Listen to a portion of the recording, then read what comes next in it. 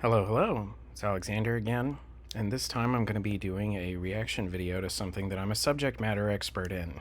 It's this video here that you'll see. I'll start playing it in a minute. It's titled, I Taught Myself C by Rejecting Modern Tech. It's from a YouTuber called Snail Mail. It came out 5 days ago, and it's already got 106,000 views, so I guess bro's blowing up. Good for him. I've not seen this video, so this is my first reaction. Because this is what I do for a living, I'm probably going to have a lot of interesting things to say about it, so buckle in and hopefully we can enjoy it together. All right. Let's fucking go. And I just heads up as well, I might skip around a little bit. I'm not going to be here for 20 minutes. God knows my own video is going to be long enough. Let's not make it longer, yeah?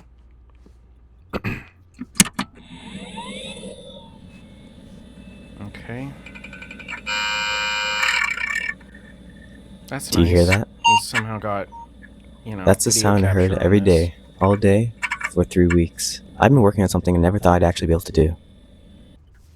This is Grit, a text editor I built myself in C. It's living proof of the work I put into teaching myself, and a stark reminder of how much I still have to learn. Yeah. I've always wanted to learn how to program, to understand what's going on behind the scenes of the software I'm using, and how a computer actually knows what it's doing. Years ago, I tried to learn how to make games with Unity and C#, but it didn't end up going too well, and I ended up losing interest. But that curiosity of wanting to understand computers kept burning. I'm sure nowadays, most of us have undergone a similar process when trying to learn how to code. From installing VS Code and setting up a compiler or an interpreter, and following online tutorials from YouTube or other websites. For some reason, this way of learning just doesn't work for me. A couple months ago, when I decided to try again, I knew that I needed an approach that actually worked for me. Based on my initial search, it seemed like I was going to end up following the same path that made... Alright, I'm skeptical. Already, this is kind of a red flag. So, I talked offhandedly about Jet Franzen, someone who's on a very different part of YouTube from this guy. And, the general discourse about that dude is that he's a LARPer. One of the first things that I picked up on to figure out that Jet was a LARPer is that he would have a general statement like this that seems and sounds reasonable on its face, but it has a conspicuous lack of substance. Now, I'm only a minute and a half into the video. I'm not going to go ahead and call it. I'm not going to say that this guy's a LARPer. However, this is a red flag, and I'm seeing it very early on, so I don't know. Made me lose interest the first time. So I had to do some thinking outside the box. I knew that I needed an approach that would really challenge me, something completely different. That's when I started thinking of the programmers from the 80s and 90s. The brutal limitations they faced shaped them into some of the greatest... Oh, you know what the other thing is? This sounds like he's reading an AI prompt, and that's another thing that Jet does. When you say something like, oh, it just doesn't work for me, like... you gotta fucking explain yourself, man. Are you actually a human being who has specific problems? Because that just sounds like what an AI chatbot would say is like, hey, say this, have this premise, and explain it. It just didn't work for me. In the real world, people actually have like, oh, this was just too slow, or I just wasn't able to get enough. I just kept getting things wrong, or they would say something like that. Chatbots don't say that because they don't actually experience any of these problems. They don't go through the learning process, and they're not very good at imagining it either. This does have like AI script vibes to it as well, and that's also not good. Innovators in tech. Today, we have access to vast oceans of information and tools like AI, but back then, the limitations they faced forced them to build a foundational understanding of the software and hardware they were using. That's exactly why I decided to follow in their footsteps and learn how to program as they did. So, as my first language, I decided to learn C. C was developed to be a programmer's language. By the mid-80s and throughout the 90s, it dominated the field. Its portability and minimalist nature made the language a valuable asset for programmers at home and in the industry. I just want to note the conspicuous consistency of all of those photos being like Soviet. Of all the stock photos you can pick of learning C the old-fashioned way, they're all just like late Soviet. Yeah, just noticing that pattern there. Another reason I chose to learn C was to help develop my understanding of all aspects of the computer, from software to control of the hardware. Also, C is still widely used today, so I'll be able to transfer some techniques I learned to modern computers in order to truly emulate those developers. That all sounds like a damn Wikipedia synopsis, man. All right, what are you gonna do? What do you got? I needed to enforce the same limitations on myself. To do this, I did some searching and found a PC on eBay. It was an IBM-compatible machine powered by an Intel 386 processor. I won the auction for around $630, and the seller even included the original monochrome CRT monitor. When I first got the PC, it only had 4 megabytes of RAM, which is incredibly small by today's standards. More than enough for what you're doing. I immediately upgraded it with 4 more megabytes of RAM, and... that wasn't necessary. That wasn't necessary, but okay, cool. I guess you can. and installed a new video adapter for color. The computer Yeah? came with MS-DOS 5.0 as its operating system, along with a copy of Windows 3.1. Why though? Oh my goodness. It's like he just bought these things like doing no serious research. Like bro didn't even download DOSBox before he could figure out what the hell he wants. I'm going to install Windows 3.1 and I'm not even going to use color. That is so fucking cooked, man. Because I don't have the video drivers for color, I can't show you what it looks like on the capture card. Yeah. But I can show you a recorded version. That's what I'm saying. There's no planning. Like you should download the drivers before you go buy a vintage graphics card. It's easier to get the drivers than to get the cards, you know what I'm saying? So you limit your search scope. This is really foolish. And as you can see, it looks really great in this yellow color. No, it doesn't. It looks terrible. Though this version of Windows is really cool, I ended up disabling it because I prefer to work from the command line of MS-DOS. For software, I managed to source an original copy of Borderlands CCC, C++, and C compiler. This copy was pretty hard to come by, and the only You didn't need the original floppy disk. Oh my god, so many fucking pieces of evidence here that this is a LARP. I swear to I'm serious. I didn't watch this video ahead of time. I was not expecting a LARP, and well, lo and behold, that's exactly what we're getting here. He had to get the original. Like, listen, man, I'm as much of a nerd for this stuff as anybody. I don't like. I have a bit of a hang up about the USB virtual floppy drives. Like, I don't necessarily like those things either. But god damn it, did you really have to go the extra mile here for the fucking YouTube video? And get the original, like, on that copy? It's like you don't know that floppy drives are, like, just put what the fuck you want on them. God damn. I mean, this is a LARP. This is, unless I'm given, like, conclusive proof otherwise, this is a LARP. ones I could find beforehand were... Yeah, put your files on a floppy drive, or excuse me, put it on a disk, and then you've got it on the disk. This is not, I can't find it. It's on the internet, man. What the fuck? You have the internet. What do you mean this was hard to find? No, it's not. 5-inch format. Yeah. Lastly, I found several books on C, and with that, I pretty much had everything I needed to start learning. Or so I thought. MS-DOS is vastly different from the operating systems used today. I had some basic command line experience from using Linux, but even then, it took me 2 full weeks of reading manuals just to get comfortable navigating the operating system. During that time, I bought a couple bulk boxes of used floppy disks. Some of them had really interesting software, one of which was Norton Commander. Norton Commander is a file management software that makes navigating a computer way easier. Yeah, there's also this thing called DOS Shell. It comes with the extra utilities with MS-DOS 6.22. I didn't catch offhand here in the video exactly what version he's running, but if he does his research at all, he should be using 6.22. Like, that's kind of like the last, stop for real mode. Beyond this, it's all protected mode. It's all really just 9x NT type things. There's a DOS shell.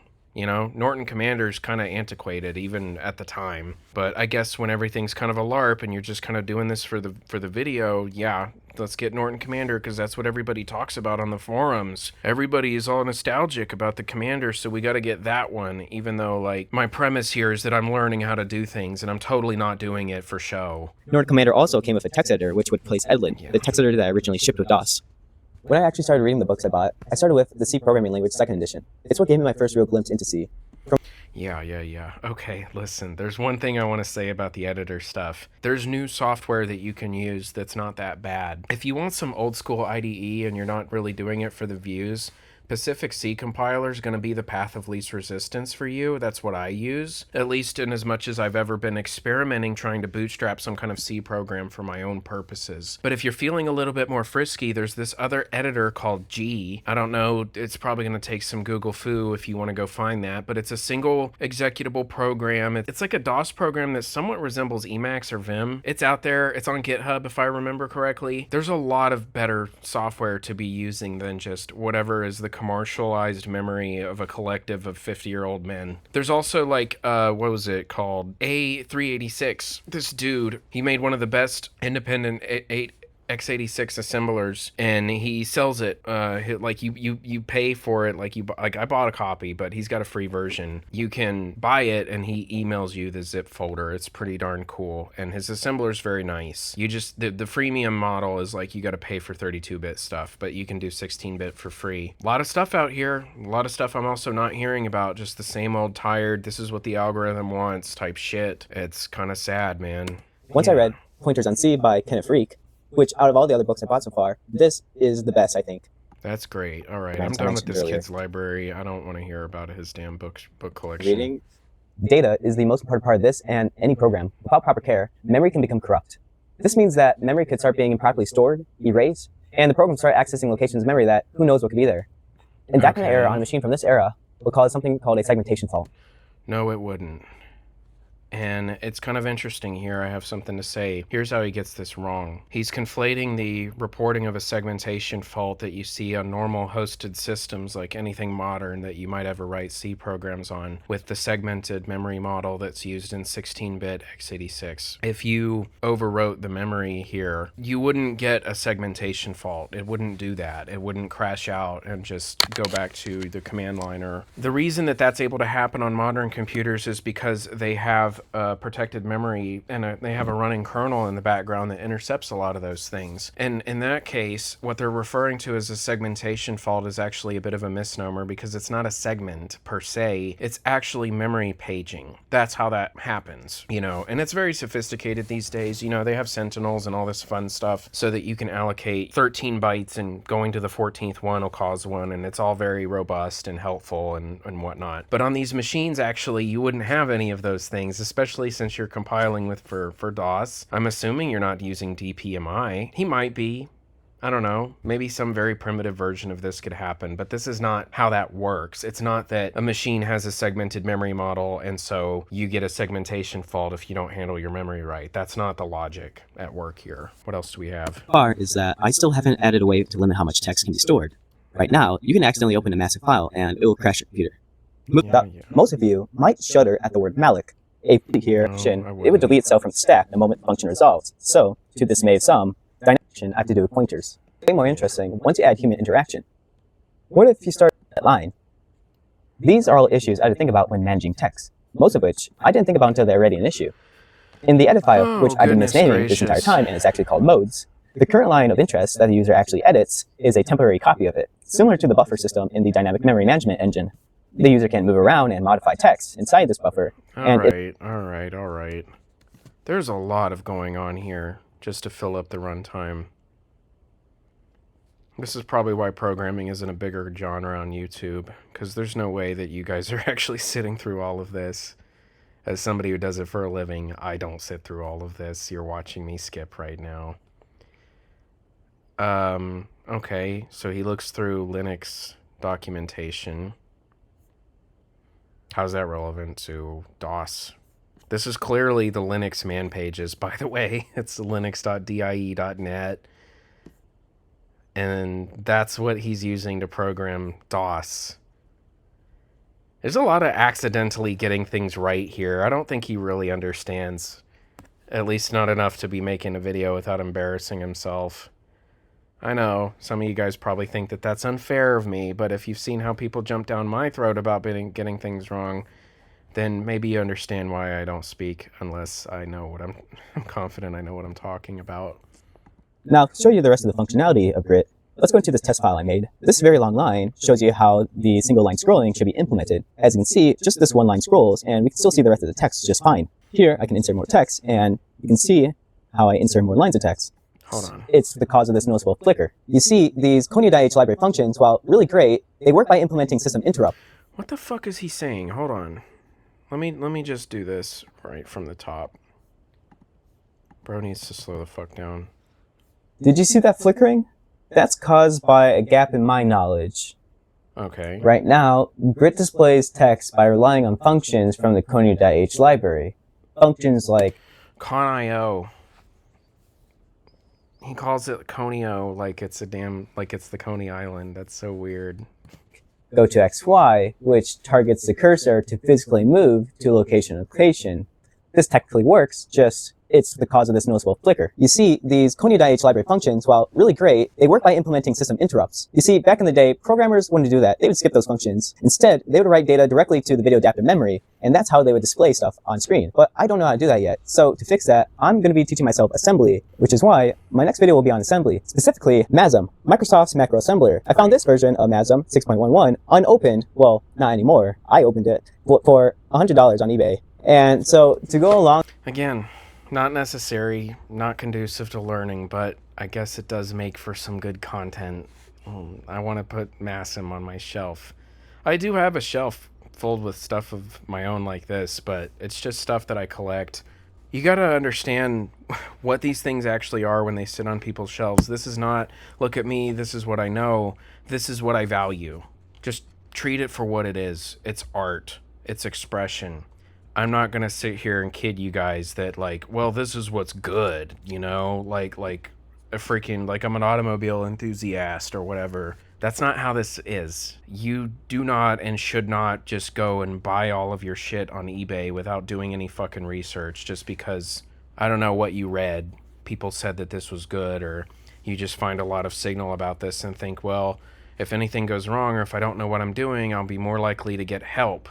Just going to be honest with you, you're probably not going to get help that isn't already in there. I mean, back in these days, they wrote books that would tell you everything you need to know. And I mean actual books. I don't mean these books of like these fucking O'Reilly type, I'm going to make the book and that's what I do. I mean that you bought something and the people who made that thing wrote a manual. I got hang-ups with literature in case you can't tell. I got a fucking problem with this whole economy of signaling and the economy of, oh, help, I need to buy something I have to consume in order to help myself. Bro should have just left Massim in the saran wrap, just to be brutally honest with you. He doesn't need to open this up and use the original discs that come with it. Recycle your secondhand diskettes and put Massim on those. And then let this not collect so much dust. Keep it out of the sunlight. They're not making them anymore. And as far as the computer that he bought, it leaves a little bit to be desired. Graphics in C. Yeah, I don't know. You know, books are like a high investment, low yield type of thing. They really are like the crapshoot of all crapshoots. Because you got to read the whole fucking book to tell whether or not it's good, and who the fuck has time for that? And then you've got secondary issues like, well, oh, I'm one of those people who read 5 books a day. And it's like, you didn't actually read any of that. You don't have a fucking meaningful opinion. It's tough. This is why I recommend sticking to textbooks. Stay with the reference materials. It's a lot harder to go wrong with those things because they're usually written by the people who do, not the people who write books for a living. So, yeah. I guess that's kind of it from me here. The video definitely leaves a lot to be desired, but it's also doing its job. It's a cute little kid, and isn't it great, you know? Here, we even got comments. Love to see someone learning programming by starting from first principles. Old hardware, timeless language, and books.